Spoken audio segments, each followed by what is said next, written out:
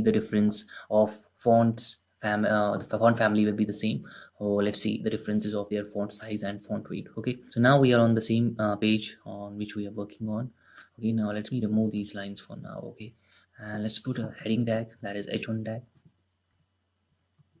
And now what we will do, let me just put h2 tag as well, h2, and then h3, then h4, just to show you the difference in the font sizes and all. Okay, h5, and then what we will have is h6. Okay, now let me put some text, the same text upon which we will see the changes. Okay, let's write welcome, and let's copy the same thing again.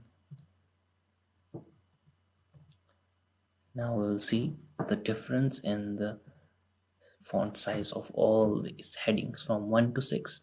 Now let's run this thing. See, for h1 it is much bolder and its font size is much more increased. Okay, and as we move down from h1 to h6, it gets smaller and smaller in size and lighter and lighter. Okay, so these are all the headings that we have in html. Okay, now let's move back to our slides, and now let's talk about strong tag and emphasis tag. Why these tags are written together, as both of these tags are in the newer version of HTML5 that we are covering today. So earlier what we used to have bold tags and italic. So bold tag was replaced by this strong tag, and this italic tag was replaced by emphasis tag. So these two tags are changed. Why these two tags were changed, bold and italic, and why these two tags are replaced? Because html5 believes in separation of concerns. What do you mean by this thing? It means that if you have an html5, if you have an html file, you don't want to include your styles in it, as bold and italic are considered to be something that is associated with styling your sheet, right, or styling your web page. So that is why it was replaced with strong and emphasis tag. So strong tag has some specific meaning associated with it. That means this is a strong content. Okay, nothing that deals with the styling of your web page. And emphasis means that um, we are laying some emphasis on that content. So it is changed. It is similar to what italic tag that we used to have, I tag. It is similar to that. So let me show you. I will use both these tags, italic tag as well as b tag, and along with the strong and emphasis tag. You see there is no difference in the way it works. Okay, only that we want to, in HTML5 we want to believe that we are doing separation of concerns. So that is why these tags are replaced. Let me just show you the demonstration. Now let me put it here in between of both these paragraphs. So let's put a strong tag here. Okay, and in that let's write welcome. Okay, and now let's put the same tag, that is italic tag, I tag. Okay, it doesn't matter, as you can see it is a case insensitive language, so writing it in uppercase I or the lowercase I, it doesn't matter. Okay, so now I'm writing the same. Oh no, I have to use the b tag first, then I'll use the italic tag. Okay, so I'll write b tag and then I'll write the same message as welcome in the same format as well. Okay, now let's put a break line, or let's put a horizontal line in here. Just a minute. Okay, and now let's put an hr tag, and now let's use emphasis tag. Okay, em tag, and let's welcome Sam, and then let's put another b tag and I tag, right, italic, and in this I will also write Sam. Okay, now let's save this file, and now let's try to see the difference. Okay, so now I'm opening this file and let me refresh it. So we have headings in place, and now you see the first welcome is written with the help of strong tag, and the second welcome is written with the help of bold tag.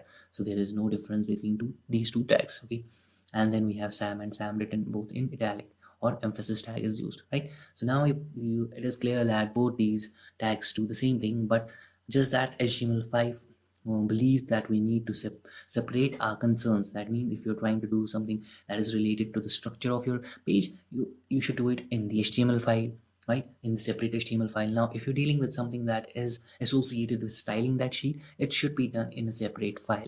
And now if you're doing with something that is, you are performing some more actions on that page, then it should be another file, that is what, a JavaScript file. And if you're dealing with styling, that should be a separate CSS file, and include those links in your heading tag, right? of the HTML page, right? So this is what you mean by separation of concerns, right? You do your stuff in separate documents. If something is related to the structure, it should be in HTML page. If something, it should be in HTML file. If something is associated with styling, it should be in CSS file. And if something is associated with all the actions that are performed on your web page, it should be in a separate file, that is a JavaScript file. Okay, now let's continue with our slides. Okay, so now all of these tags are covered. So now let's talk about this unordered and ordered lists. Okay, these, first let's talk about ordered list. So this ordered list stands for what? Ordered list, and it defines the series of events that take place in some order. Let's talk about one example. Let's suppose you are making a tea, right? Now this is an ordered event. You need to follow certain series of steps, right?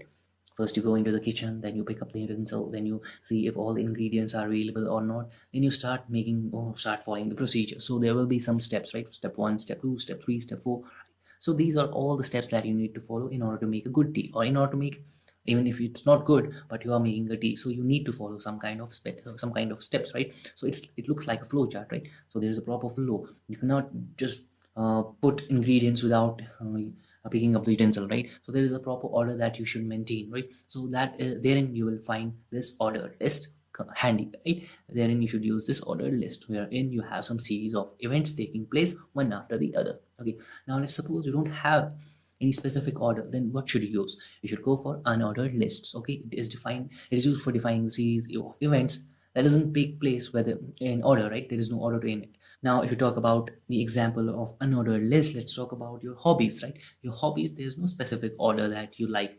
First you like this, then you like to do this. No, there is no specific order. It is hobbies. It's your hobbies. You like gardening, you like cricket, you like to play cricket, you like to play football. All of these will be will fall under these unordered lists, right? Now this is the tag, and under this comes the most important part of this both of the both, right? For the unordered list as well as the ordered list is the li tag, wherein you define your list items, right?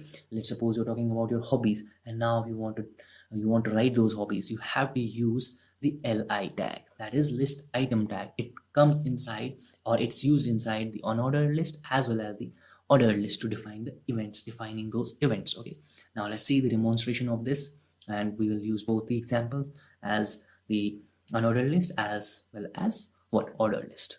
Now let's remove these tags for now so that our page is not messy. Now let's write some unordered lists. First we will write the tag. Let's call it hobbies. Let's write something. Let's hobbies. Okay. Then you have list items, right? Li tags. Okay, you see these are all these are not, none of these are self-closing tags. Okay, you have a specifically closing tag associated with each of these tags, right? So your hobbies, cricket, and then what you have, and then let's suppose you have what? Football, and then let's suppose you have what? Hockey, maybe. Yeah, so now these are all the unordered lists.